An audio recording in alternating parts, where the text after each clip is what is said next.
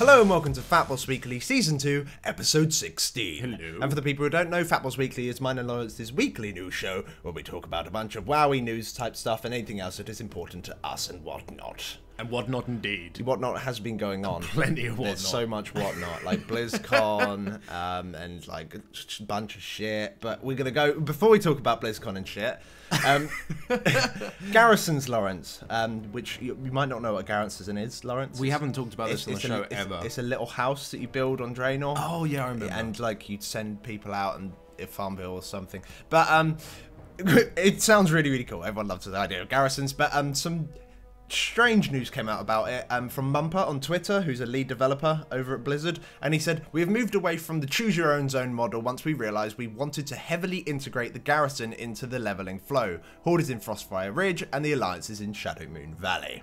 Which means you can no longer put your Garrison wherever the hell you wanted, like they said at Blizzcon, and they've said over the past few months, which is really sad.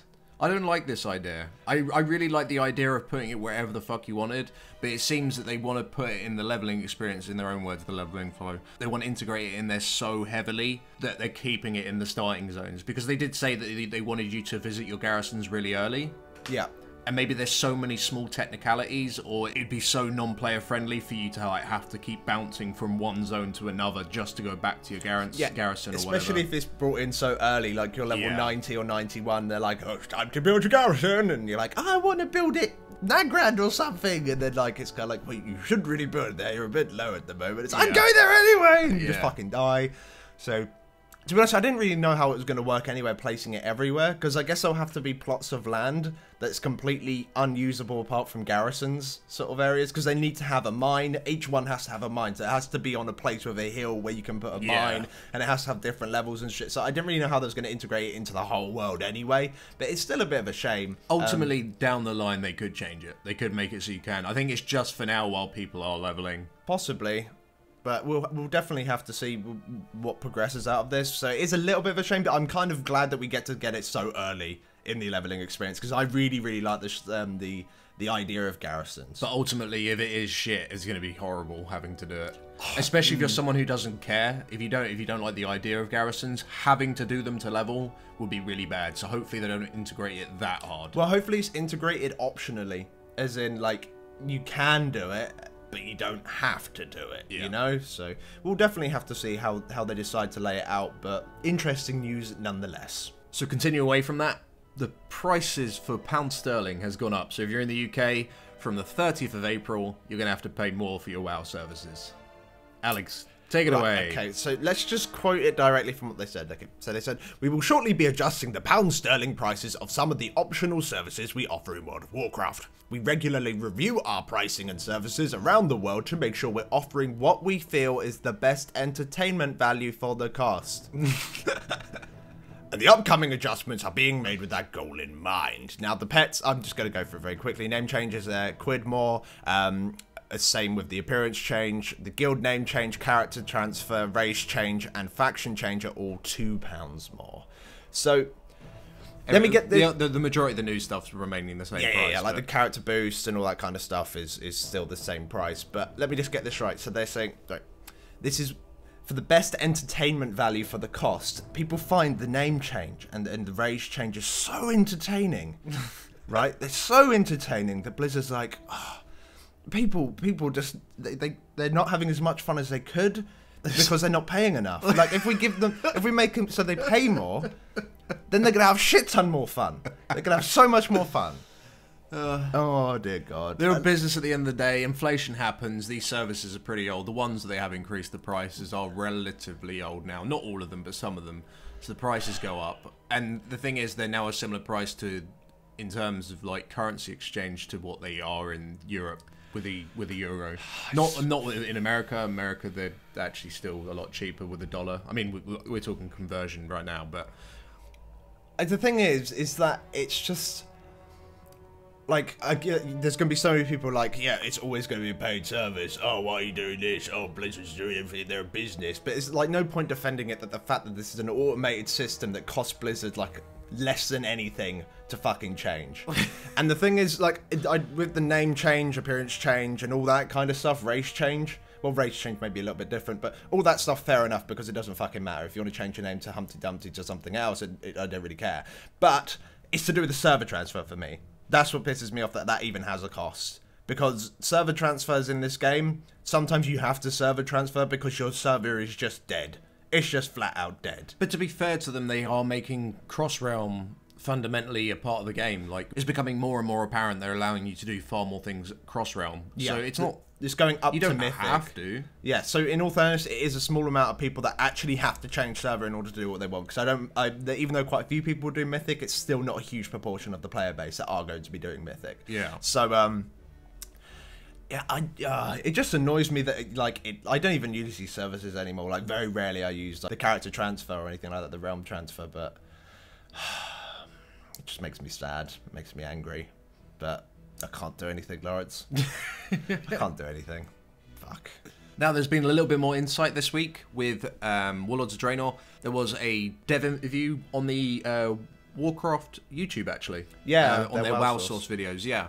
And the most recent WoW source video was mainly aimed at PvP changes and everything regarding PvP.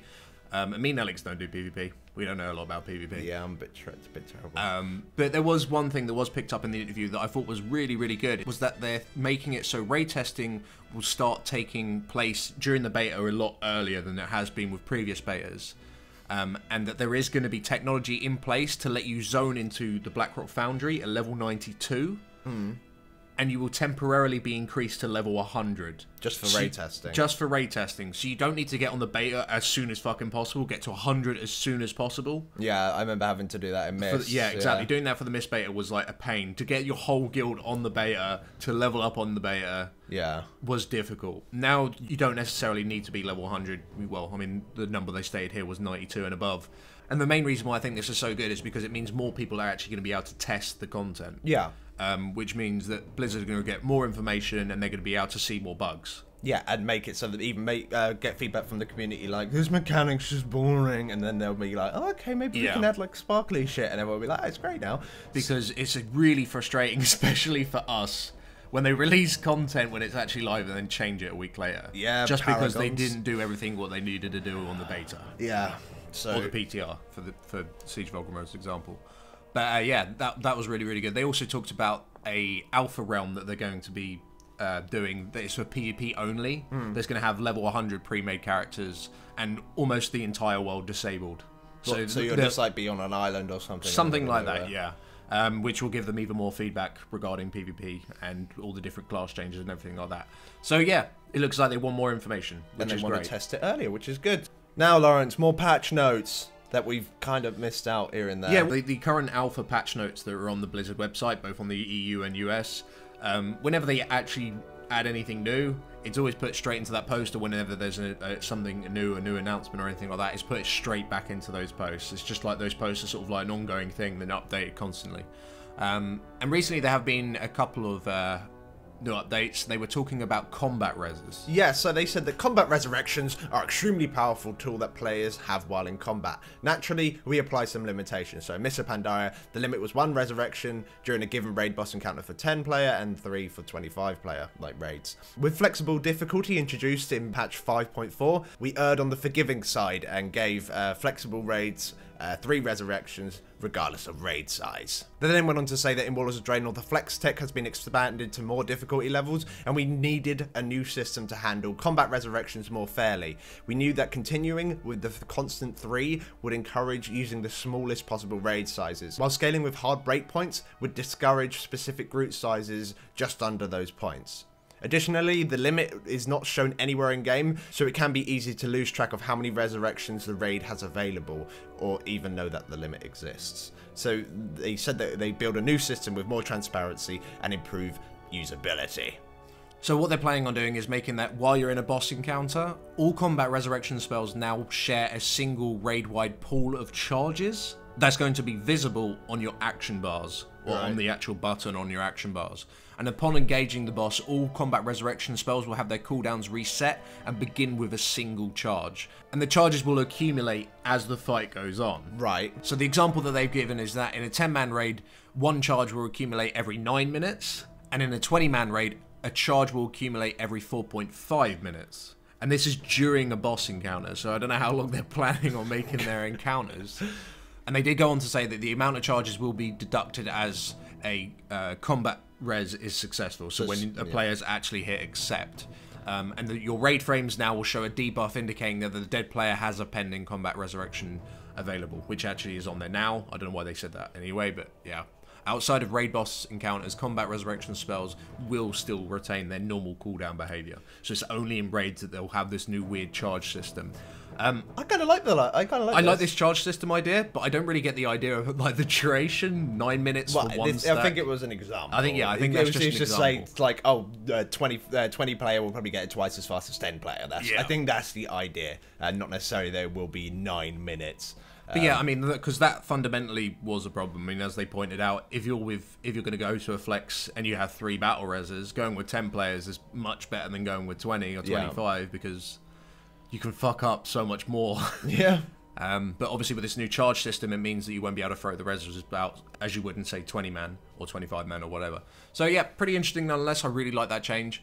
And it's good to see them moving more into the right direction. At least in my opinion, I think this is a really good change. BlizzCon, Lawrence, 2014. Yeah, we've been talking about this for a couple of weeks. Yes. A lot of devs have been like, oh, you know, we'd love BlizzCon to come, but we're not sure it's coming. If it does come, we'll let you know soon. And then it's like, bam, next week, BlizzCon. So this is the 8th BlizzCon, and it will take place at the Anaheim Convention Center in Anaheim, California, on Friday, November the 7th, and Saturday, November the 8th, from 10 o'clock till 10 o'clock at night. So, yeah, it's happening, Lawrence. It's happening. It's definitely happening. And if you are thinking about attending it, it's going to cost you $200. And that's not including for a ticket. Tax, is it? That's not including tax or the fees. And they're coming on sale on May the 7th until the 10th. And there is also another ticket for $750 plus tax and fees. Sounds like quite a lot. Which sounds like a lot, but it is for a pre-BlizzCon event. It's like a dinner with all the developers, executives, and all the other people at Blizzard. That'll be on Thursday, November the 6th.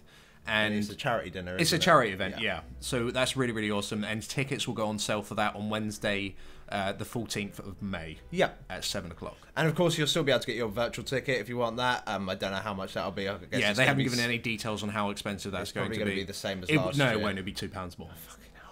Blizzard! Prices are going up. So yeah, there'll be more about that at a later date. So yeah, BlizzCon's back, Lawrence. Which is kind of interesting because I don't really know what they're going to announce. Whenever they do have a BlizzCon on, they usually do announce a new game or something. Or expansion. Or expansion. You know, they usually announce something really, really big. And it's like, what else can they really talk about? Well, the thing is, before everyone's in the chat going, they're like, Titan. You know, it's finally coming. It's never coming. Doesn't exist. But with this, the dates are very interesting to me. The 7th and 8th of November, right? Yeah. Like, if Warlords comes out before that, which it won't, no one will go because they'll be at home raiding. Exactly. Only people who are just like, oh, I play World of Warcraft, but they don't do anything. They'll go, but like a lot of people will be at home playing the fucking game. The thing is, they might release it at BlizzCon, like on the last day. No one will go because they're at home getting like their whole shelf stacked with Coke and Red Bull, just ready to play the game for about 60 years straight. Yeah. So it has to come out after that date, surely, because I don't know. I totally agree with you there. BlizzCon is going to happen in just under 6 months, which means the beta is going to have to last less than 5 months. The beta has never lasted less than 4 months before. Yeah. Beta hasn't been announced at all. Yeah, they haven't like started giving They've given out keys to people who went to PAX. Yeah. But that's it. They haven't done anything else. They still say that they're in early testing phases with alpha. Yeah. So the chances of Warlords coming out before BlizzCon is so unlikely. I actually think that Warlords will come out like a week after BlizzCon. Possibly. Yeah, I think something like that. Yeah, so we have got a very long time still. But that does mean that beta is going to be very short because beta is going to have to start soon. Yeah. Otherwise, yeah. Well, it still could come out in December, whatever date they said in December. I think it was 23rd from memory, something like that. So yeah, Christmas raiding it is, guys. Let's get going. Yeah. Fuck. BLOs, are we going to be going to BlizzCon, do you think? I don't think so. It's a bit as much far as I'd away. love to go, it's just so far away. And it's so expensive to get there. Yeah. It's £2 more on the flights as exactly. well. Yeah. Everything on the flight should be £2 more. But yeah, so I doubt we'll be going overall because it is so far away and it is very expensive for us to go. Which is a shame because I'd like to go because there's a lot of cool people there.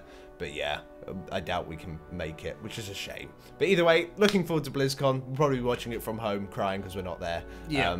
So yeah, interesting stuff nonetheless. Now moving on to the part of the show, we look at our mail. You guys know how it works. Send in your pictures and your questions and your answers and your questions and your shit on Facebook, Twitter, and on Twitch. Nice job, I haven't Lars. done that bad, yeah. Yeah, that was really good. That was pretty amazing. And the first one comes in from Beta Flame on Facebook, who says, "Hi Alex and Loz and Alex. I'm trying to settle on a main for Warlords of Draenor. I main Warlock all through Miss, and I want to change to a melee DPS. Right now I've narrowed it down to a Feral Druid and an Enhancement Shaman. Can you help me objectively saying the pros and cons for these classes? I have never raided as either, and I'm not sure what will bring the best combo of DPS and raid utility for my group. You guys are gods." Aww. Beta Flame. Thank you, Beta Flame. Thank you, Beta Flame. So we talk quite a lot on our stream, at least, about classes. A lot of people say, "What do you think of Rat Paladins?" and all this sort of stuff. We do comparisons, but ultimately, sorry to sort of interrupt, but ultimately it's really hard for anyone to sort of make a decision right now what class will be the best for Warlords of Draenor, because there's no beta experience. Nope. Sure, you can theory craft now and you can see all the changes of all the classes now, But they're constantly changing. but they constantly change anyway. Exactly, they can't make up their own minds on what they're doing with the classes anyway. They're constantly changing, constantly evolving. Personally, if it was myself who I wanted to re-roll a melee DPS, I'd look at playing something that I like now, because I think it's very unlikely for them to change that particular class so much that it becomes useless. If anything, they're trying to balance the classes more, and that's why they're removing so much of the raid utility spells anyway. Yeah. Such as like Enhancement Shamans will no longer have Healing Tide. Feral Druids will no longer have Tranquility. Yeah. But I mean, right now, I'd say that Enhancement Shamans weren't as strong as Feral Druids. Feral Druids single target DPS is absolutely insane. It's very difficult. However, Enhancement Shamans single target DPS is also pretty insane. Yeah. I'd say that Feral Druids are kind of more useful because you can also reroll other specs. Whereas Shamans, you're limited to range DPS or Resto. Yeah, so like, especially because your feral gear will be similar to tanking gear. It's not exactly the same, but it's somewhat similar, so you can always like... But you can also go healer, and you could also go boomkin. Yeah, exactly. So that is always more useful. But yeah, it is very hard to say what's going to be good in Warlords of Draenor at the moment. But at the moment, out of those two, I would probably pick feral. I'd pick feral. But I wouldn't even play either of those as a melee DPS. I don't think that they're probably the most useful melee DPS. Well, no, I think I'd definitely bring a feral. Because I think you want at least one feral. It depends if it's 25 or 10. Yeah. If it's 10, I wouldn't bring either. Yeah, because you're very limited in the amount of melee DPS you can bring. Like, and that's only because of raid utility. Yeah, so in 10 man, it's pretty much limited to kind of like a rogue or a death knight, maybe a ret paladin at a push, because they all have really nice raid utility. Same with warrior. Warriors are quite good as well. So you can actually really use them. But in 25 man, it's good to kind of have one of everything anyway.